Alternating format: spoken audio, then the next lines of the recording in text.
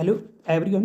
Railway NTPC के लिए जो प्रैक्टिस सेट देख रहे हैं, ये आज हमारा 20वां सेट है और सारे क्वेश्चन एनटीपीसी 2021 में पूछे गए हैं और इनसे संबंधित महत्वपूर्ण जो पॉइंट हैं उनको भी हम डिटेल में कवर करते हैं। तो चलिए शुरू करते हैं आज के इस वीडियो को। यहाँ पहला सवाल है, निम्नलिखित में से कौन सी सबसे ऊंची गैर एशियाई पर्वत चोटी है? तो आंसर इसका तीसरा है, अंकाकागुआ पर्वत है। और बात करें अंकागुआ, माउंट अंकागुआ के बारे में, तो स्थान कहाँ पर है इसका? अर्जेंटीना, दक्षिण अमेरिका महाद्वीप में स्थित है। यह एंडीज पर्वतमाला का हिस्सा है। यह अमेरिका का सबसे ऊंचा और एशिया के बाहर दुनिया का सबसे ऊंचा पर्वत माना जाता है। अमेरिका यानी उत्तरी अमेरिका और दक्षिणी अमेरिका दोनों में सबसे ऊंचा है माउंट अंकागुआ और इसकी कुल ऊंचाई है 6,961 मीटर। अंकाकागुआ अर्जेंटीना और चिली के पास सीमा के पास स्थित है। और बात करें जो ऑप्शन में दिए गए थे, माउंट किलिमंजारो, यह अफ्रीका की सबसे ऊंची पर्वत चोटी है। माउंट एल्ब्रस, तो इसकी विशेषता यह है कि रूस और यूरोप का ये सबसे ऊंचा पर्वत है। और काकेशस पर्वत की सबसे ऊंची चोटी भी यही है, माउंट एल्ब्रस। काकेशस पर्वत एक पर्वत श्रृंखला है जो एशिया और यूरोप के बीच स्थित है। माउंट मैकले, तो ये उत्तरी अमेरिका की सबसे ऊंची चोटी है, माउंट मैकले। महात्मा गांधी ने रॉलेट एक्ट के विरुद्ध में सत्याग्रह किस वर्ष किया था? तो 1919 में किया था। आंसर है तीसरा, 1919। बात करें रॉलेट एक्ट के बारे में, तो रॉलेट एक्ट का उपनाम है ब्लैक एक्ट या काला कानून। इसे पारित किया गया था 18 मार्च 1919 को दिल्ली में। तो पहले ये पूछा गया था कि रॉलेट एक्ट कब पारित किया गया था, जो इससे पहले हमने वीडियो देखा था उसमें। तो ये 18 मार्च 1919 को पारित किया गया था। लागू हुआ था 21 मार्च 1919 को और निरस्त कब हुआ था? मार्च 1922 को। और इसके सहित प्रेस एक्ट और अन्य 22 कानून थे वो भी रिजेक्ट किए गए थे। रॉलेट एक्ट 1919 में ब्रिटिश सरकार द्वारा बनाया गया एक कानून था और इसका उद्देश्य भारत में बढ़ते राष्ट्रीय आंदोलन को रोकना था, जो ये रॉलेट एक्ट लाया गया था।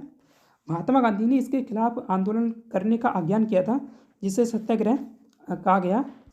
बात करें सत्याग्रह शब्द के बारे में, तो देखिए जो सत्याग्रह शब्द है महात्मा गांधी ने 1919 में विकसित किया था, लेकिन उन्होंने इससे पहले दक्षिण अफ्रीका में भी इस शब्द को अपनाया था जब वे भारतीय अधिकारों के लिए संघर्ष कर रहे थे। सत्याग्रह का मतलब है कि सत्य के लिए अहिंसक तरीके से संघर्ष करना। और बात करें इसकी उत्पत्ति के बारे में, तो गांधी जी ने दक्षिण अफ्रीका में रंग भेद के खिलाफ आंदोलन के लिए एक नया शब्द उन्हें चाहिए था, तो उन्होंने एक प्रतियोगिता कराई थी दक्षिण अफ्रीका में। तो वहाँ दक्षिण अफ्रीका में न्यूज सीट इंडियन ओपिनियन में एक प्रतियोगिता हुई थी। महात्मा गांधी के एक चाचा के पोते श्री मगनलाल गांधी ने जो सत्याग्रह शब्द दिया था, ये सुझाव दिया था उन्होंने सत्याग्रह शब्द का, और पुरस्कार जीता था। इसके बाद इसे स्पष्ट रूप से गांधी जी ने सत्याग्रह नाम से बदल दिया। अष्टक नियम किसने प्रतिपादित किया था? आंसर इसका दूसरा है, अलेक्जेंडर न्यूलैंड्स के द्वारा ये प्रतिपादन किया गया था। बात करें न्यूलैंड के अष्टक नियम के बारे में, तो अंग्रेजी वैज्ञानिक थे न्यूलैंड्स, इनके द्वारा दिया गया था और इन्होंने जो तत्वों को व्यवस्थित किया था परमाणु द्रव्यमान के बढ़ते क्रम में व्यवस्थित किया गया था। न्यूलैंड के जो अष्टक नियम है उसकी ये साड़ी है, आप ये इससे देख सकते हैं इमेज से। और कुल तत्वों की संख्या इसमें 56 है और ऐसा कहा गया कि भविष्य में और तत्वों की खोज नहीं की जाएगी। तो उन्होंने ऐसा कहा था, लेकिन बाद में तत्वों की खोज हुई थी और नियम का जो प्रतिपादन है 1966 में किया गया था। जो पहला तत्व था उसमें न्यूलैंड के अष्टक नियम में, वो हाइड्रोजन था और ये कम परमाणु द्रव्यमान वाला तत्व था हाइड्रोजन। और 56वां तत्व था थोरियम नियम। तो ये नियम दिया था कि पहले तत्व की प्रॉपर्टी यानी गुण 8वें तत्व के समान मिलते हैं या समान होंगे। और ये नियम लागू था कैल्शियम तक, यानी कैल्शियम तक हल्के तत्वों तक लागू था और पहले और 8वें तत्व के गुण समान नहीं थे। तो जो कैल्शियम के बाद तत्व थे वहाँ पहले और 8वें तत्व के गुण समान नहीं थे। न्यूलैंड ने कुछ समान तत्वों को एक दूसरे से बहुत दूर रखा था और न्यूलैंड के नियम में उत्कृष्ट गैसों के लिए कोई प्रावधान नहीं दिया गया था। कजरी लोक नृत्य किस ऋतु से संबंधित है? आंसर है चौथा, मानसून से। तो कजरी काफ़ी बार ये नृत्य पूछा गया है। कजरी भारत के भोजपुरी क्षेत्र का एक लोकप्रिय लोकगीत और नृत्य शैली है। कजरी गीत की शुरुआत देवी गीत से होती है। आमतौर पर बरसात के मौसम यानी जून से सितंबर में गाई और बजाई जाती है। प्रसिद्ध स्थान इसका जो मिर्ज़ापुर उत्तर प्रदेश है, तो कजरी के लिए सबसे ज़्यादा जाना जाता है मिर्ज़ापुर यूपी का, और बिहार में भी ये गाया जाता है। कजरी गीत को मुख्य रूप से महिलाएं और पुरुष अलग अलग समूहों में गाते हैं। डायलाइजर नामक मशीन जिसका उपयोग रोगी के रक्त को साफ करने के लिए किया जाता है, तो उसे कृत्रिम या और खालिस्तान है कृत्रिम भी कहा जाता है, तो इसे कृत्रिम गुर्दा कहते हैं। बात करें डायलाइजर जो उपकरण है इसके बारे में, तो डायलाइजर उपकरण है, डायलाइसिस प्रक्रिया में इसका उपयोग होता है और इसे कृत्रिम गुर्दा या आर्टिफिशियली किडनी भी कहा जाता है। अब बात करें जो डायलिसिस प्रक्रिया इसके बारे में, डायलिसिस का मतलब है किसी चीज़ को अलग करने और साफ करने की ये प्रक्रिया है। इसे अलग अलग क्षेत्रों में अलग अलग तरीक़ों से इस्तेमाल किया जाता है। किडनी डायलिसिस यानी गुर्दा डायलिसिस, तो यह शरीर के रक्त को साफ करने की प्रक्रिया है। जब किडनी खराब हो जाती है तो खून से गंदगी और जो पानी है नहीं निकल पाती है, तब डायलिसिस किया जाता है। नोटा के विकल्प को कब भारतीय मतदान प्रणाली के हिस्से के रूप में शामिल किया गया था, तो इसे 2013 में शामिल किया गया था। आंसर है दूसरा 2013। बात करें नोटा के बारे में, यानी नॉन ऑफ द एबव, इसका मतलब जो नोटा का मतलब है कि अगर कोई उम्मीदवार पसंद ना हो तो वोटर नोटा का बटन दबाकर अपनी जो असहमति दर्ज करा सकते हैं। पहली बार नोटा का इस्तेमाल 2013 में किया गया था, तो और कहाँ हुआ था? छत्तीसगढ़, मिजोरम, राजस्थान, मध्य प्रदेश, दिल्ली के विधानसभा चुनाव में किया गया था। लोकसभा में पहली बार जो नोटा का उपयोग हुआ था 2014 के आम चुनाव हैं उसमें किया गया था। 2014 में भारत के चुनाव आयोग ने राज्यसभा सीटों में भी नोटा का विकल्प दिया था, तो 2014 में राज्यसभा में शुरू किया गया था। लेकिन 2018 में सुप्रीम कोर्ट ने राज्यसभा चुनाव में नोटा का उपयोग बंद कर दिया था, यानी अब यह विकल्प वहाँ राज्यसभा के लिए चुनाव में उपलब्ध नहीं होता है, लेकिन लोकसभा और बाकी चुनावों में होता है। 2015 में चुनाव आयोग ने नोटा के लिए एक प्रतीक या साइन जारी किया था, और यह प्रतीक अहमदाबाद के राष्ट्रीय डिजाइन संस्थान ने द्वारा डिजाइन किया गया था। तो अहमदाबाद की जो राष्ट्रीय संस्थान है उसके द्वारा से डिजाइन किया गया था। सबसे ज़्यादा नोटा का रिकॉर्ड इंदौर लोकसभा क्षेत्र का है, जहां 2024 के चुनावों में नोटा को 2 लाख से ज़्यादा वोट मिले हैं। तो ये अभी जो चुनाव हुआ 2024 का, तो इसमें नोटा को सबसे ज़्यादा वोट मिले हैं। नोट कीजिएगा, नोटा का प्रयोग सबसे पहले 1976 में अमेरिका में किया गया था। कालानुक्रम ढंग से भारतीय स्वतंत्रता संग्राम के दौरान हुई इनमें से कौन सी घटना सबसे पहले घटित हुई थी? तो आंसर इसका चौथा है जलियांवाला हत्याकांड। जो जलियांवाला हत्याकांड है ये 13 अप्रैल 1919 को हुआ था। और बात करें बाकी ऑप्शंस के बारे में, तो सविनय अवज्ञा आंदोलन हुआ था 1930 में, और भारत छोड़ो आंदोलन ये चला था 8 अगस्त 1942 को, और असहयोग आंदोलन चला था 1 अगस्त और 1920 को। तो ये 1930 में, ये 42 में, और ये 20 में, और ये 19 में। मेक इन इंडिया के प्रतीक में या खालिस्तानी से बने शेर को दर्शाया गया है, तो चक्र दंतों को दर्शाया गया है, चक्र दंतों से। बात करें मेक इन इंडिया के बारे में, तो मेक इन इंडिया इसका उद्देश्य भारत में ज़्यादा उत्पादन बनाने और निर्माण करने के लिए कंपनियों को प्रोत्साहित करना है। और क्रियान्वयन कौन कर रहा है इसका? वाणिज्य और उद्योग मंत्रालय इसका क्रियान्वयन कर रहा है। प्रारंभ हुआ था मेक इन इंडिया योजना का 25 सितंबर 2014 को। केंद्रीय वाणिज्य और उद्योग मंत्री पीयूष गोयल हैं, और केंद्रीय वाणिज्य एवं उद्योग राज्य मंत्री जितेंद्र प्रसाद हैं। मेक इन इंडिया स्कीम का जो प्रतीक चिन्ह है शेर है। तो लोगों में शिकार पर निकले शेर की आकृति दिखाई गई है। ये आप इमेज से इसकी लोकेशन जो शेर की इमेज है ये देख सकते हैं, जो पूरी तरह से दांतों से बना है, जो विनिर्माण शक्ति और राष्ट्रीय गौरव का प्रतीक है। ये शेर स्टील की सिल्लियों से बना है। राष्ट्रीय प्रतीक अशोक चक्र में भी 4 शेर हैं, जो भारत का राष्ट्रीय प्रतीक है उसमें। बैंकिंग सेवा में कमी से संबंधित ग्राहकों की शिकायतों के समाधान हेतु भारतीय रिजर्व बैंक द्वारा नियुक्त अधिकारी को क्या कहा जाता है? तो इसे बैंकिंग लोकपाल कहा जाता है। आंसर है तीसरा बैंकिंग लोकपाल। ये जो बैंकिंग लोकपाल है इसकी शुरुआत भारत सरकार के द्वारा साल 2006 में की गई थी। जो इसका मुख्य उद्देश्य है, बैंक के ग्राहकों को बैंकों से किसी सेवा को लेकर कोई समस्या हो तो उस समस्या का समाधान आसानी से हो सके, ये इसका मुख्य काम है। यानी इस ग्राहकों की समस्याओं का समाधान निकालता है। इसे एक तरह से बैंक के खिलाफ शिकायतों को सुलझाने का एक तरीका माना जा सकता है। और ये योजना पहली बार 1995 में शुरू की गई थी और बाद में 2002 में इसमें कुछ बदलाव किए गए थे। फिर 2006 में इसे पूरी तरह से नया रूप दिया गया और पुराने नियमों की जगह नई जो स्कीम है लागू की गई थी। बैंकिंग लोकपाल के जो वर्तमान में भारत में क्षेत्रीय कार्यालय 22 हैं।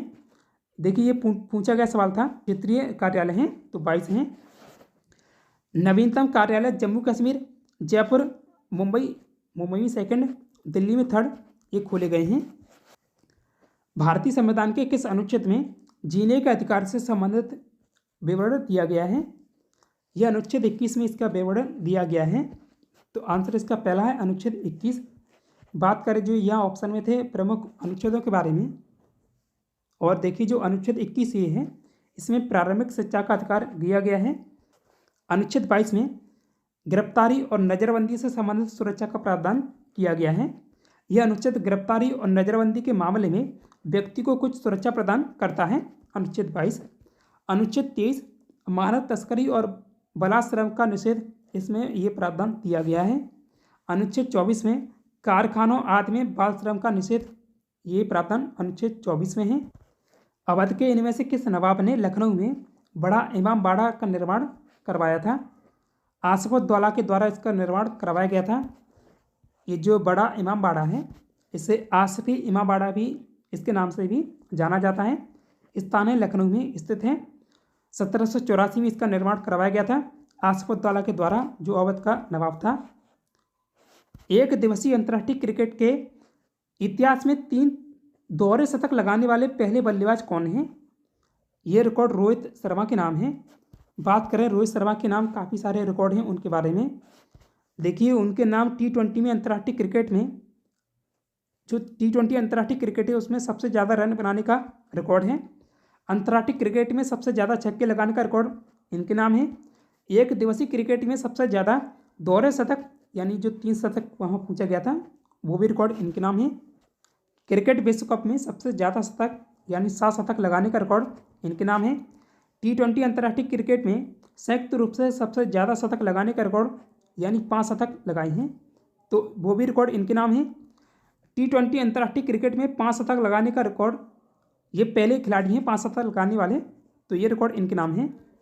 एक दिवसीय क्रिकेट में सर्वोच्च व्यक्तिगत स्कोर यानी 264 रन बनाए हैं एक दिवसीय क्रिकेट में, तो ये विश्व रिकॉर्ड है इनके नाम। वह पहले और एकमात्र खिलाड़ी हैं जिन्होंने एक दिवसीय मैच में 3 दोहरे शतक बनाए हैं। एक ही क्रिकेट विश्व कप में सबसे ज़्यादा शतक यानी 5 शतक बनाए हैं, जो कि 2019 का विश्व कप था उसमें बनाए गए थे एक ही विश्व कप में। 2019 में ICC पुरुष one day cricket of the year का पुरस्कार मिला था, इसी के लिए दिया गया था। जो उन्होंने जो 2019 का वनडे क्रिकेट विश्व कप है उसमें प्रदर्शन किया था, उसके लिए मिला था। T20 अंतर्राष्ट्रीय में कप्तानी के रूप में 50 मैच जीतने वाले एकमात्र खिलाड़ी वो बने हैं। रोहित शर्मा 2 T20 विश्व कप जीतने वाले एकमात्र भारतीय खिलाड़ी हैं। उन्होंने पहली बार 2007 में MS धोनी की कप्तानी में विश्व कप जीता था और 2024 में भारतीय टीम के कप्तान के रूप में दूसरा विश्व कप जीता था। तो पहली बार खिलाड़ी थे और दूसरी बार वो कप्तान थे। रोहित शर्मा को अर्जुन पुरस्कार 2015 में मिला है। मेजर ध्यानचंद खेल रत्न पुरस्कार 2020 में। WWF यानी world wide fund for nature India के राइनो ब्रांड एम्बेसडर हैं। किस समिति की रिपोर्ट में भारत में 3 टियर पंचायती राज प्रणाली की अनुशंसा की गई थी?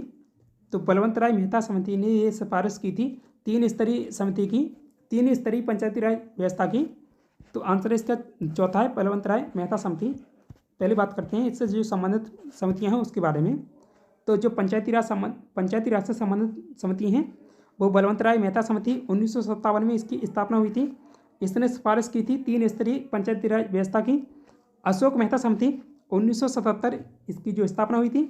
दो स्तरीय पंचायती राज व्यवस्था की इसने व्यवस्था सिफारिश की थी।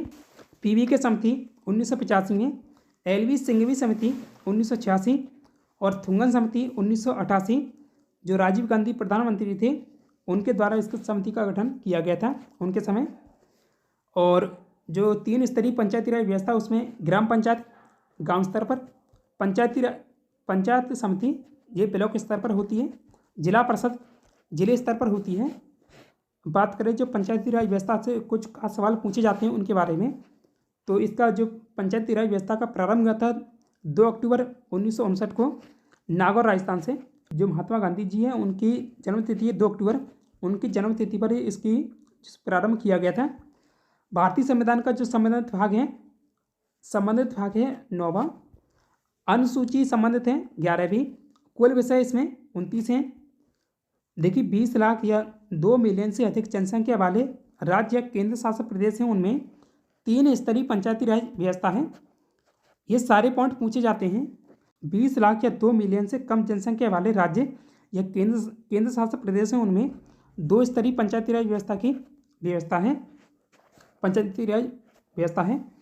और पंचायती राज दिवस हर साल 24 अप्रैल को मनाया जाता है। 2010 में इसकी शुरुआत हुई थी। निम्न में से कौन सा रोमन अंकों सी, डी, एल, एक्स और एम का सही क्रम है?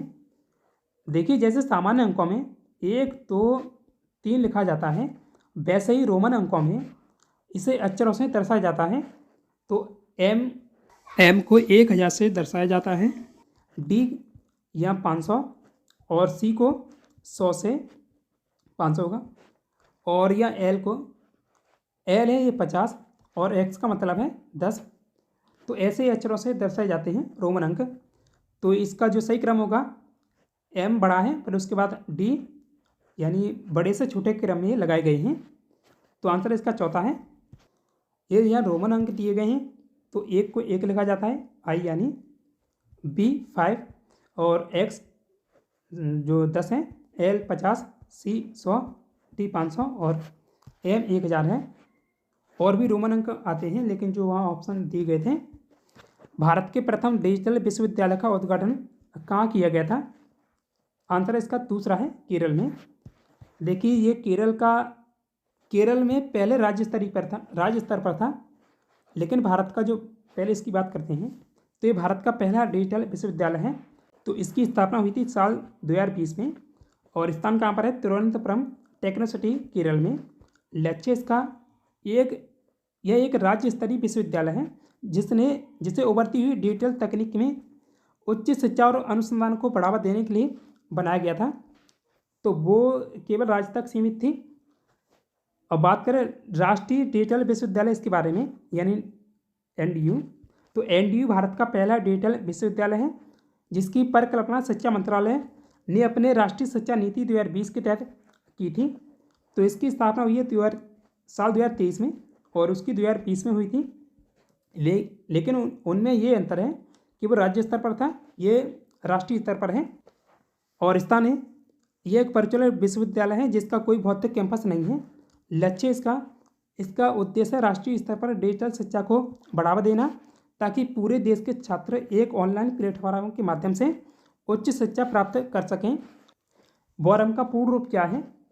इसका पूर्ण रूप है राइट वंस रीड मैनी। बात करें वॉरम के बारे में तो इसका हिंदी में मतलब है एक बार लिखें और कई बार पढ़ें, यानी राइट वंस रीड मैनी। वॉरम एक ऐसा डेटा जो स्टोरेज डिवाइस है जिसमें एक बार डेटा लिख दिया जाए तो उसे बदला नहीं जा सकता है। इसका मतलब यह है कि डेटा सुरक्षित रहता है और इसे गलती से या किसी वायरस या हैकर द्वारा डिलीट या बदला नहीं जा सकता है। जो वॉरम ड्राइव ऐसी स्टोरेज डिवाइस थी जो CDR, DVDR और BDR आने से पहले बनाई गई थी। पंच कार्ड और पेपर टैप पुराने समय के वॉरम स्टोरेज माध्यम हैं। प्रसिद्ध संगीतकार उस्ताद बिस्मिल्लाह खां किस संगीत वाद्य यंत्र से संबंधित हैं? आंसर है शहनाई वादक। तीसरा, उस्ताद बिस्मिल्लाह खां को भारत रत्न अवार्ड मिला था साल 2001 में और वे शहनाई वादक थे। S सुब्बालक्ष्मी जो संगीतकार थी और रविशंकर सितार वादक। के बाद भारत रत्न अवार्ड पाने वाले तीसरे शास्त्रीय संगीतकार हैं और उन्होंने 1947 में जो आज़ादी के समय 15 अगस्त 1947 के बाद लाल किले पर शहनाई बजाई थी। बागेश्वरी कंवर जो भारत की पहली महिला शहनाई वादक हैं, तो बागेश्वरी कंवर को उस्ताद बिस्मिल्लाह खान ने ही शहनाई बजाना सिखाया था। कुछ भारत के प्रसिद्ध शहनाई वादक हैं, तो एक तो ये हैं अनंतलाल, अली अहमद, हुसैन खान, एस पल्लेस, लोकेश आनंद और बागेश्वरी कंवर। चोरी चोरा कांड जो गोरखपुर में घटना हुई थी उत्तर प्रदेश में, के परिणाम स्वरूप इनमें से किस आंदोलन को अचानक बंद कर दिया गया था? तो असहयोग आंदोलन बंद किया गया था। गांधी जी के नेतृत्व में ये चलाया गया था असहयोग आंदोलन है। 1 अगस्त 1920 को इसकी शुरुआत हुई थी। इसका जो मुख्य उद्देश्य था, भारतीय लोग ब्रिटिश सरकार का सहयोग करना बंद कर दें ताकि उन्हें भारत को स्वशासन यानी अपने खुद का राज देने के लिए मजबूर किया जा सके। ये चलाया गया था रॉलेट एक्ट के विरोध में चलाया गया था। 1919 के रॉलेट एक्ट हुआ था, उसके विरोध में। रॉलेट एक्ट कानूनी भारतीयों के अधिकार छीन लिए थे और बिना मुकदमे के जेल भेजने का रास्ता खोल दिया था।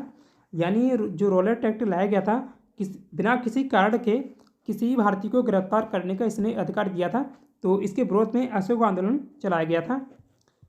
और इसके बाद 13 अप्रैल 1919 को जलियांवाला बाग हत्याकांड हुआ था। इसी का क्रम है, जो रॉलेट एक्ट है उसी का कारण था। तो उसी के कारण ये जलियांवाला बाग हत्याकांड हुआ था, जिसमें ब्रिटिश सैनिकों ने निहत्थे भारतीयों पर गोली चलाई। असहयोग आंदोलन इसी गुस्से का नतीजा हुआ था।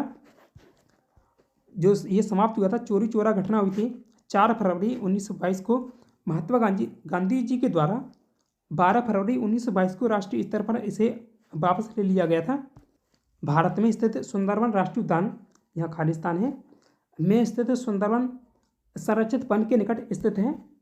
तो वैसे अगर ऑप्शन से देखेंगे तो जो सुंदरवन राष्ट्रीय उद्यान है पश्चिम बंगाल राज्य में स्थित है। तो म्यांमार, भूटान और ये जो तिब्बत है, ये सभी काफ़ी दूर है इनसे, पश्चिम बंगाल से। तो बांग्लादेश इसके पास है, पश्चिम बंगाल के पास। तो ये इसका आंसर है बांग्लादेश। वैसे भी आप इसे लोकेशन से देखिए तो बांग्लादेश की लोकेशन ये है और पश्चिम बंगाल की लोकेशन यहाँ है। बात करें सुंदरवन राष्ट्रीय उद्यान है, तो ये दक्षिण 24 परगना जिले में पश्चिम बंगाल राज्य में स्थित है। इसे यूनेस्को द्वारा विश्व धरोहर स्थल घोषित किया गया था 1987 में। यहाँ खारे पानी के मगरमच्छ जैसे कई अन्य जानवर भी पाए जाते हैं। सुंदरवन का जो अधिकांश हिस्सा है गंगा नदी के डेल्टा में स्थित है और यह बांग्लादेश से सटा हुआ है। यह क्षेत्र घने मैंग्रोव जंगलों से ढका हुआ है जो समुद्र के पानी से प्रभावित होते हैं। इसे 1984 में राष्ट्रीय उद्यान का दर्जा दिया गया था। मारूनी नृत्य किस भारतीय राज्य से संबंधित है? सिक्किम राज्य से संबंधित है। आंसर है पहला। जो मारूनी नृत्य है मगर समुदाय का एक नेपाली लोक नृत्य है। तो ये भारत में दार्जिलिंग यानी पश्चिम बंगाल, असम और सिक्किम और नेपाल, भूटान, म्यांमार के नेपाली प्रवासी समुदाय की इस प्रवासी समुदाय में लोकप्रिय है, जिसे मूल रूप से दशैन या विजयदशमी तिहारा त्योहार के हिस्से के रूप में यह नृत्य किया जाता है। नृत्यक पारंपरिक नेपाली नौमती बाजा आर्केस्ट्रा के साथ बुराई पर अच्छाई की जीत के उपलक्ष्य में इस नृत्य को करते हैं। निम्नलिखित में से कौन सा कैल्शियम कार्बोनेट का एक रूप नहीं है? तो खड़िया, चूना पत्थर और संगमरमर ये हैं। जिप्सम ये नहीं है।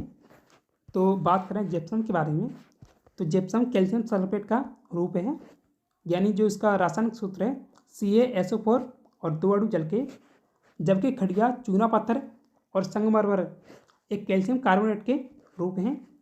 यानी जो इन तीनों का जो अणु सूत्र होता है CaCO3 है, यह खालिस्तान है। के अलावा निम्नलिखित में से सभी खरीफ की फसलें हैं। तो गेहूं के अलावा सभी खरीफ की फसलें हैं। जो गेहूं है रबी की फसल है। बाजरा, रागी, मक्का ये खरीफ की फसलें हैं। खरीफ की फसलें जिन्हें मानसून की फसल या शरद ऋतु की फसल भी कहा जाता है, जो इसकी समय अवधि है जून से लेकर नवंबर तक है, नवंबर लगभग। भारत की प्रमुख खरीफ फसलें हैं गन्ना, कपास, अरहर, मूंग, मूंगफली, सोयाबीन, तिल, अनाज, अनाज में ज्वार, मक्का या मकई, बाजरा और चावल, ये खरीफ की फसलें हैं। बात करें जो रबी की फसलें हैं, ये नवंबर में इसकी बुआई होती है, नवंबर मध्य में, अप्रैल या मई में इनकी कटाई होती है। रबी की फसलों में मुख्यतः तिल आते हैं और तिल खरीफ की फसल भी है। एक कहीं कहीं ये रबी की फसल में भी आता है तिल। तो गेहूँ, गेहूँ मुख्यतः रबी की फसल में आता है। आलू, मटर, चना, अलसी, सरसों और जौ। नोट कीजिएगा, इस मौसम में गेहूँ की सबसे अधिक खेती होती है रबी की फसल में। जायद फसलें, तो ये रबी और खरीफ की फसलों के बीच में थोड़े समय के लिए उगाई जाती हैं, मुख्य रूप से मार्च से जून तक। और ये फसलें मुख्य रूप से गर्मी के मौसम में उगाई जाती हैं। और इसकी जो प्रमुख फसलें हैं जायद की फसलें, तरबूज, खरबूज, खीरा, करेला, कद्दू, कुछ सब्जियां और चारा आदि जायद की फसलों में आते हैं। महात्मा गांधी समुद्री राष्ट्रीय पार्क कहाँ स्थित है? अंडमान और निकोबार द्वीप समूह में है। आंसर है दूसरा। महात्मा गांधी समुद्री राष्ट्रीय उद्यान अंडमान निकोबार द्वीप समूह बंडूर के पास स्थित राष्ट्रीय उद्यान है। यह दक्षिणी अंडमान प्रशासनिक जिले के अंतर्गत आता है। यह पार्क 24 मई 1983 को वन्यजीव संरक्षण अधिनियम 1972 के तहत बनाया गया था, ताकि यहाँ समुद्री जीवन जैसे कोरल या प्रवाल और घोंसला बनाने वाले समुद्री कछुए को बचाया जा सके। उत्तरी अटलांटिक संधि संगठन यानी नाटो का मुख्यालय कहाँ स्थित है? इसका मुख्यालय ब्रुसेल्स, बेल्जियम में है। तो आंसर है तीसरा, ब्रुसेल्स में। बात करें नाटो के बारे में, तो इसका जो फुल फॉर्म है इंग्लिश में, नॉर्थ अटलांटिक ट्रीटी ऑर्गेनाइजेशन, यानी उत्तरी अटलांटिक संधि संगठन। इसे उत्तरी अटलांटिक गठबंधन भी कहा जाता है। स्थापना हुई थी 4 अप्रैल 1949 को। मुख्यालय ब्रुसेल्स, बेल्जियम में है, जबकि जो सैन्य मुख्यालय मॉन्स है, तो मॉन्स बेल्जियम में है। प्रकार है इसका सैन्य संगठन है। जो वर्तमान में इसके सदस्य देश हैं 32 हैं। 32वां स्वीडन बना है। स्वीडन इसका 7 मार्च 2024 को सदस्य बना है, जो कि सबसे नया है। इससे पहले 31वां जो सदस्य देश बना था फिनलैंड था, 4 अप्रैल 2023 को बना था। वर्तमान में महासचिव कौन है? तो मार्क रूटो हैं, जो कि नीदरलैंड के पूर्व प्रधानमंत्री हैं, मार्क रूटो। प्रथम महासचिव कौन थे नाटो के? तो लॉर्ड हेस्टिंग्स इसमें थे। इनका जो कार्यकाल 1952 से 57 तक रहा था। देखिए, स्थापना पहले हो गई थी, लेकिन महासचिव बाद में नियुक्त किए गए थे। स्थापना 1949 में हुई है, उसके बाद इसके महासचिव बनाए गए हैं। मुख्य उद्देश्य इसका, अगर किसी सदस्य देश पर हमला होता है, जो इसके सदस्य देश हैं उन पर, तो बाकी सदस्य देश उनकी रक्षा करेंगे। इसका आदर्श वाक्य है, विचार विमर्श में स्वतंत्रता, जिसका मतलब है कि सदस्य देश मिलकर निर्णय लेते हैं। तूतीकोरिन थर्मल पावर स्टेशन किस राज्य में स्थित है? ये तमिलनाडु में है। आंसर पहला, तमिलनाडु। विश्व व्यापार संगठन यानी WTO इनमें से किसके लिए नियम निर्धारित करता है? वैश्विक व्यापार के लिए नियम बनाता है WTO। WTO विश्व व्यापार संगठन यानी वर्ल्ड ट्रेड ऑर्गेनाइजेशन एक अंतर सरकारी संगठन है। मुख्यालय कहाँ इसका? जेनेवा, स्विट्जरलैंड में। और इसका उद्देश्य अंतर्राष्ट्रीय व्यापार को नियंत्रित और सुविधाजनक बनाना, यानी व्यापार पर शुल्क और अन्य बाधाओं में कमी लाना इसका मुख्य काम है। यह दुनिया की सबसे बड़ा अंतर्राष्ट्रीय आर्थिक संगठन है। स्थापना हुई थी 1 जनवरी 1995 में। 1994 में 94 का जो मॉर्के समझौता है उसके तहत इसकी स्थापना की गई थी। तो ये ग्रुप टीम है। 2018 में पूछा गया था कि WTO की स्थापना किस समझौते के तहत हुई थी? तो मॉर्के समझौते के तहत हुई थी, मार्के समझौता। यह संगठन अंतर्राष्ट्रीय व्यापार के नियमों को संभालने के लिए बनाया गया है। इससे पहले यानी WTO से पहले 1948 से गेट यानी टैरिफ और व्यापार पर सामान्य समझौता ये काम कर रहा था, और WTO ने गेट की जगह ली है और व्यापार से जुड़े नियमों को और बेहतर तरीके से लागू करने लगा है। वर्तमान में महानिदेशक यानी जो इसकी 7वीं महानिदेशक हैं नागोजी ओंकोजी-इवेला हैं। और नोट कीजिएगा, जो नागोजी ओंकोजी-इवेला हैं, इसके महानिदेशक के रूप में विश्व व्यापार संगठन का नेतृत्व करने वाली पहली महिला हैं, यानी पहली महिला भी हैं और पहली अफ्रीकी भी हैं। इसका जो नेतृत्व किया है WTO का, यानी कोई महिला या पुरुषों में तो वो पहली हैं। WTO के प्रथम महानिदेशक पीटर सदरलैंड थे। डबलिन यानी आयरलैंड देश से थे। ये सवाल भी पूछा गया था ग्रुप टी 2018 में। कुल सदस्य देशों की संख्या 166 है। जो इसके नए सदस्य देश बने हैं वो कोमोरोस बने हैं और तिमोर लेस्ते।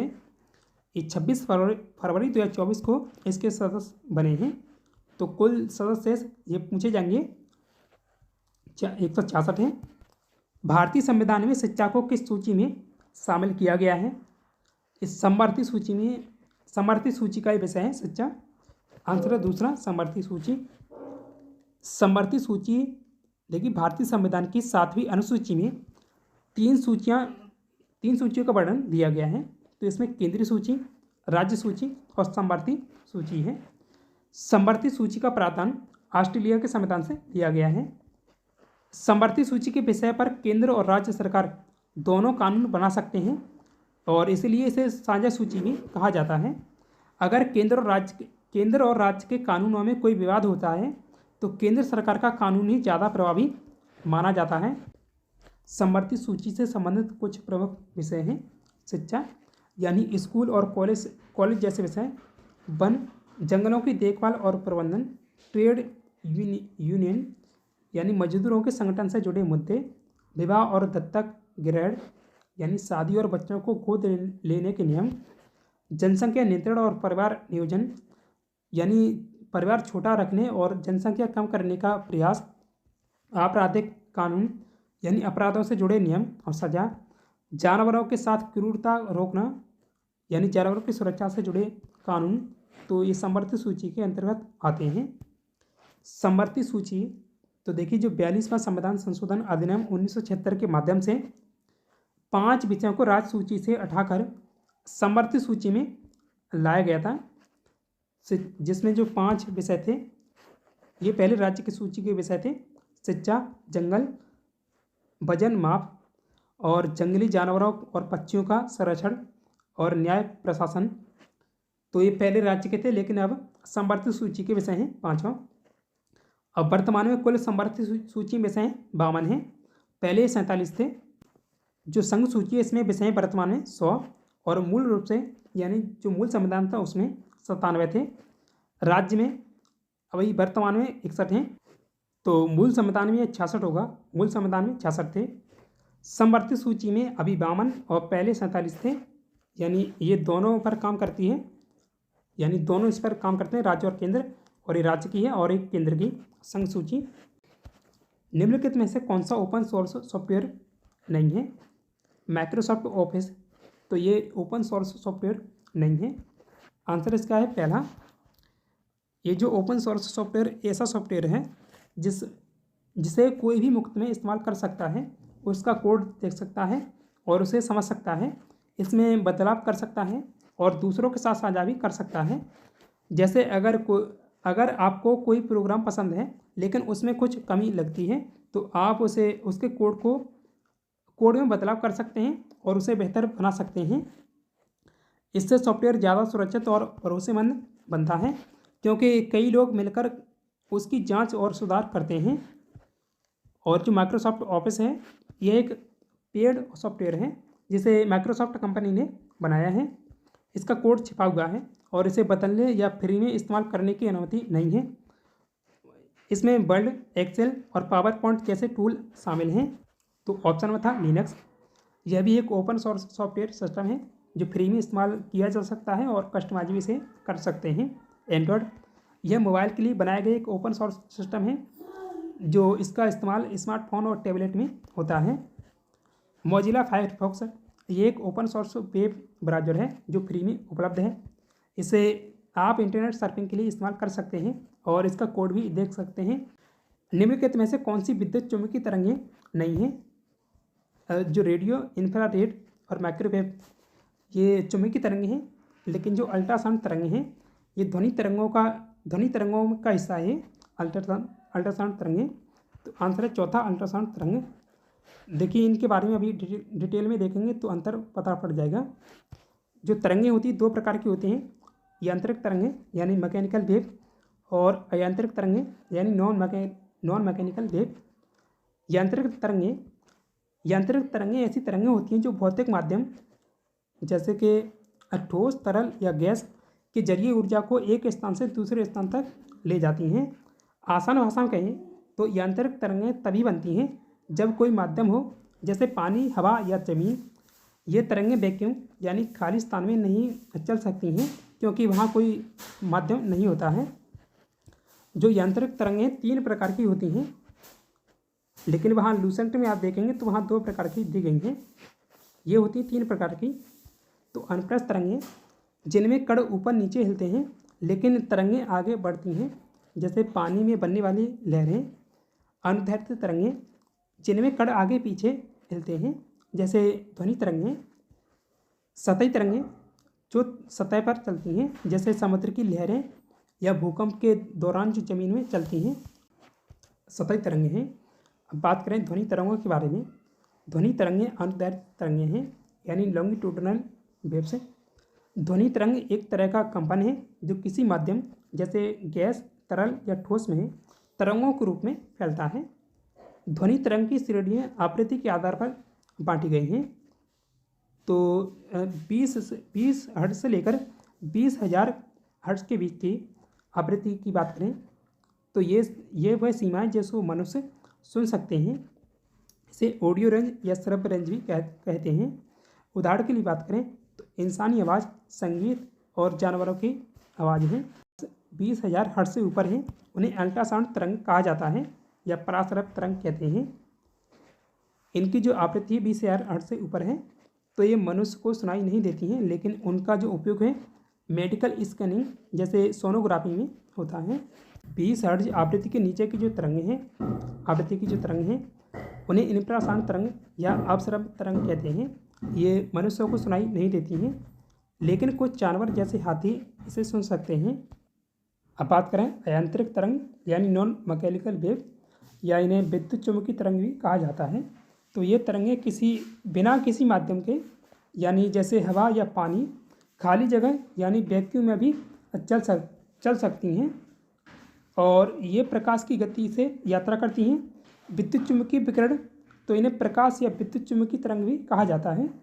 तो ये इसके कुछ उदाहरण हैं विद्युत चुम्बकीय तरंगों के। रेडियो तरंगें, माइक्रोवेव, अवरक्त यानी इंफ्रारेड, दृश्य प्रकाश या परावैंगनी यानी अल्ट्रावायलेट, एक्सरे और गामा किरणें। तो ये विद्युत चुम्बकीय किरणों के उदाहरण हैं। निम्नलिखित में से कौन सी नवरत्न कंपनी नहीं है? देखिए, तब नवरत्न कंपनी, ये जो तीनों ऑप्शन में हैं ये थी, लेकिन अब ये महारत्न कंपनियां हो गई हैं और ये अब चारों ही महारत्न कंपनियां बन गई हैं। अब देखते हैं, तो ये तब पूछा गया था, लेकिन अब देखें जो महारत्न कंपनियां हैं उनके बारे में। देखिए, महारत्न कंपनियों की कुल अभी संख्या 14 है। तो ये संख्या जो कि तो पूछी जाती है।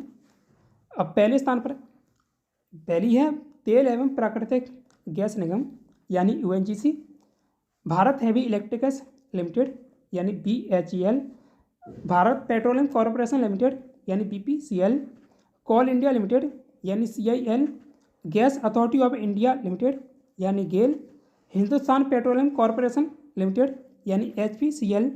तो वो जो ऑप्शन में थी चारों महारत्न कंपनियां बन गई हैं। और सातवीं है इंडियन ऑयल कॉरपोरेशन लिमिटेड यानी IOCL, राष्ट्रीय ताप विद्युत निगम यानी NTPC, power grid corporation of India यानी PGCIL, power finance corporation limited यानी PFCL, ग्रामीण विद्युत निगम लिमिटेड यानी REC, steel authority of India limited यानी SEL, ऑयल इंडिया लिमिटेड यानी OIL, हिंदुस्तान एरोनॉटिक्स लिमिटेड यानी HAL। तो ये अब 14 महारत्न कंपनियां हो गई हैं। अब ये 12 अक्टूबर 2024 से महारत्न कंपनियां हैं। ये जो चौथी लास्ट वाली है हिंदुस्तान एरोनॉटिक्स लिमिटेड। और बात करें जो भारत में कुल नवरत्न कंपनियों की संख्या 24 है, महारत्न 14 हैं और नवरत्न 24 हैं। निम्नलिखित में से कौन सा कंप्यूटर में प्रयुक्त डेटाबेस सॉफ्टवेयर नहीं है। तो MS वर्ड है आंसर, उसका तीसरा है MS वर्ड। अब बात करें डेटाबेस सॉफ्टवेयर के बारे में। देखिए जो डेटाबेस प्रणाली एक ऐसा सॉफ्टवेयर है जो कि डेटा को व्यवस्थित तरीके से स्टोर, प्रबंधित और उपयोग करने में मदद करता है। इसे ऐसे समझिए कि यह एक डिजिटल अलमारी की तरह है जहां आपका सारा डेटा जैसे नाम, पते, फ़ोन नंबर आदि सुरक्षित हैं और व्यवस्थित तरीके से रखा जाता है ताकि ज़रूरत पड़ने पर उसे आसानी से ढूंढा जा सके और इस्तेमाल किया जा सके। MS वर्ड, तो MS वर्ड प्रोसेसिंग सॉफ्टवेयर है जिसका उपयोग डॉक्यूमेंट बनाने में, संपादित करने में, प्रिंट करने के लिए किया जाता है। डेटाबेस प्रबंधन के लिए नहीं होता इसका उपयोग, इसलिए MS वर्ड को डेटाबेस सॉफ्टवेयर नहीं माना जाता है क्योंकि इसका काम केवल टेक्स्ट डॉक्यूमेंट तैयार करना, डेटा को स्टोर और मैनेज करना नहीं है। विश्व बैंक की एक संस्था अंतर्राष्ट्रीय पुनर्निर्माण और विकास बैंक की स्थापना किस वर्ष हुई थी? तो इसकी स्थापना हुई 1944 में। बात करें अंतर्राष्ट्रीय पुनर्निर्माण विकास बैंक यानी IBRD के बारे में, तो इसका पूरा नाम है इंग्लिश में international bank for reconstruction and development. यह विश्व बैंक समूह की ऋण देने वाली एक शाखा है। IBRD मध्यम आय वाले विकासशील देशों को ऋण प्रदान करता है। IBRD विश्व बैंक समूह की पहली और सबसे पुरानी संस्थान है। IBRD की स्थापना ब्रिटेन वुड्स सम्मेलन के तहत की गई थी। तो ब्रिटेन वुड्स सम्मेलन के तहत की गई थी, ये सवाल पूछा गया था। 1944 में इसकी स्थापना हुई थी। IBRD और IDA को मिलाकर ही विश्व बैंक इसे कहा जाता है, विश्व बैंक कहा जाता है उसे, और क्योंकि ये एक ही नेतृत्व और कर्मचारियों द्वारा संचालित होते हैं। जो इसकी स्थापना कब हुई थी? 1944 में। मुख्यालय वाशिंगटन DC अमेरिका में है। कुल सदस्य देशों की संख्या 189 है। नोट कीजिएगा, किसी देश को विश्व बैंक का सदस्य बनने के लिए पहले IBRD का सदस्य बनना अनिवार्य है। इसका मतलब यह है कि IBRD की सदस्यता प्राप्त करने वाला देश स्वतः ही विश्व बैंक का सदस्य बन जाता है। यानी विश्व बैंक के सदस्य भी 189 हैं और इसके 189 हैं। विश्व बैंक के अभी वर्तमान में अध्यक्ष अजय बंगा हैं। बात करें विश्व बैंक समूह के बारे में, तो विश्व बैंक समूह में 5 अंतर्राष्ट्रीय संगठनों का एक ये समूह है। तो जो 5 संगठन उनमें से पहला है पुनर्निर्माण और विकास बैंक के लिए अंतर्राष्ट्रीय बैंक, दूसरा अंतर्राष्ट्रीय विकास संघ यानी IDA, अंतर्राष्ट्रीय वित्त निगम यानी IFC, बहुपक्षीय निवेश गारंटी एजेंसी यानी MIGA, निवेश विवाद निपटान हेतु अंतर्राष्ट्रीय केंद्र यानी ICSID। इनमें से किसे फरवरी 2021 में राष्ट्रीय अनुसूचित जाति आयोग का नया अध्यक्ष नियुक्त किया गया है? तो तब विजय सांपला थे। अभी वर्तमान की बात करें तो national commission for schedule caste यानी NCSC, तो राष्ट्रीय अनुसूचित जाति आयोग यानी NCSC की स्थापना 19 फरवरी 2004 को की गई थी। ये एक संवैधानिक निकाय है और इसका क्रियान्वयन जो कर रहा है सामाजिक न्याय और अधिकारिता मंत्रालय द्वारा किया जा रहा है। मुख्यालय इसका नई दिल्ली में है और इसका काम है भारत में अनुसूचित जातियों की सुरक्षा और भलाई और विकास और उन्नति करना है। और ये संबंधित अनुच्छेद इसका ये 338 अनुच्छेद में इसका प्रावधान दिया गया है। और राष्ट्रीय अनुसूचित जनजाति आयोग का प्रावधान अनुच्छेद 338A में दिया गया है। और इसका एक पूर्ववर्ती आयोग था राष्ट्रीय अनुसूचित जाति और अनुसूचित जनजाति आयोग, जो कि 1978 में बना था, लेकिन बाद में इन्हें 2004 में अलग अलग किया गया है दोनों को। वर्तमान में इसके अध्यक्ष कौन है? यानी राष्ट्रीय अनुसूचित जाति आयोग के अध्यक्ष किशोर मकवाना हैं। तो वहाँ ये सवाल पूछा गया था कि इसके अध्यक्ष कौन है, तो अभी वर्तमान में किशोर मकवाना हैं। वर्तमान में सदस्य हैं इसके लव कुश कुमार और बड्डेपल्ली रामचंद्र हैं। प्रथम अध्यक्ष इसके सूरज भान थे। अनुसूचित जातियों और अनुसूचित जनजातियों के लिए पहला आयोग 1978 में बनाया गया था और इसका नेतृत्व भोला पासवान शास्त्री ने किया था। तो ये तब एक था, लेकिन बाद में इन्हें अलग किया गया है। बात करें राष्ट्रीय अनुसूचित जनजाति आयोग यानी national commission for schedule tribes, ये एक संवैधानिक निकाय है। इसे संविधान का 89वां संविधान संशोधन अधिनियम है 2003 के माध्यम से स्थापित किया गया था। निर्माण कब हुआ था? तो ये बना है 19 फरवरी 2004 को। वर्तमान में इसके अध्यक्ष कौन है? तो दोनों के अध्यक्ष याद रखिए, SC और ST आयोग के, तो अंतर सिंह आर्या हैं। प्रथम अध्यक्ष कौन थे इसके? कुंवर सिंह टेकाम। फरवरी 2021 में DRDO के फायर सेफ्टी ट्रेनिंग के कौशल विकास केंद्र का उद्घाटन कहाँ किया गया था? तो ये करंट में सवाल पूछा गया था, तभी उत्तर प्रदेश में हुआ था। मानव पूंजी परिवर्तन के लिए संधारणीय कार्रवाई कार्यक्रम के माध्यम से, ये 7 कार्यक्रम है, इसके माध्यम से किन 2 क्षेत्रों पर ध्यान केंद्रित किए जाने की योजना है? तो आंसर है पहला, शिक्षा और स्वास्थ्य पर। अब ये जो 7 कार्यक्रम हैं, तो ये 7 कार्यक्रम हैं। बात करें इसके फुल फॉर्म के बारे में, तो sustainable action for transforming human capital, तो इसका फुल फॉर्म है। उद्देश्य इसका भारत में सामाजिक क्षेत्र विशेषकर शिक्षा और स्वास्थ्य में परिवर्तन लाना है। नीति आयोग के द्वारा इसे जून 2017 में शुरू किया गया था। निम्नलिखित में से क्या कंप्यूटर का एक घटक नहीं है? तो ALU, CPU और मेमोरी ये कंप्यूटर के घटक हैं। कागज़ इसका घटक नहीं है, तो राइट आंसर है चौथा, कागज़। और बात करें इसके निष्कर्ष के बारे में, देखिए ALU यानी अर्थमेटिक लॉजिक यूनिट, तो यह CPU का हिस्सा है और गणितीय व तर्क आधारित कार्य करता है। CPU यानी सेंट्रल प्रोसेसिंग यूनिट, यह कंप्यूटर का मुख्य घटक है जो सभी कार्यों को नियंत्रित और प्रक्रिया करता है। मेमोरी या डेटा और निर्देशों को स्टोर करने के लिए उपयोगी है। कागज़, तो कागज़ एक भौतिक माध्यम है जो प्रिंटर से आउटपुट प्राप्त करने के लिए उपयोग किया जाता है, लेकिन यह कंप्यूटर का घटक नहीं है। यहाँ इन दोनों का संबंध निकालना है, जैसे बावर्ची रेस्तरां दिया गया है, ऐसे ही इनमें से संबंध ढूंढना है, ऐसा ही। तो बावर्ची का काम है रेस्तरां में खाना बनाना, वैसे ही जो औषधि विक्रेता है दवा खाने में, उसका काम है दवा बेचने का। तो आंसर इसका चौथा है, औषधि विक्रेता दवा खाना। अस्थिभंग का संबंध है हड्डी से, उसी तरह मोच का संबंध इससे स्नायु से।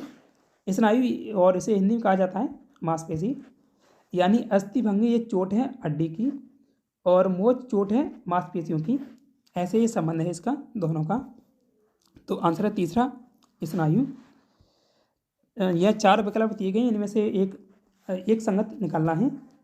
तो कार, वैन और बस ये तीनों 4 पहिया वाहन हैं, ऐसे इस तरह से अलग कर सकते हैं। मोटरसाइकिल 2 व्हीलर है, तो आंसर इसका चौथा है, मोटरसाइकिल। तो दोस्तों आज के इस वीडियो में इतना ही। पिछले वीडियो में आपसे पूछा गया था दुनिया का सबसे बड़ा द्वीप कौन सा है? तो ये ग्रीनलैंड है, और एक अभी काफ़ी चर्चा में रहा था ग्रीनलैंड, तो आंसर इसका पहला है ग्रीनलैंड। आज के लिए आपका टेस्ट क्वेश्चन है, भारतीय अंतरिक्ष अनुसंधान संगठन यानी इसरो के नए अध्यक्ष कौन बने हैं? ये अभी बनाए गए हैं, तो इसका आंसर आप कमेंट में दीजिए।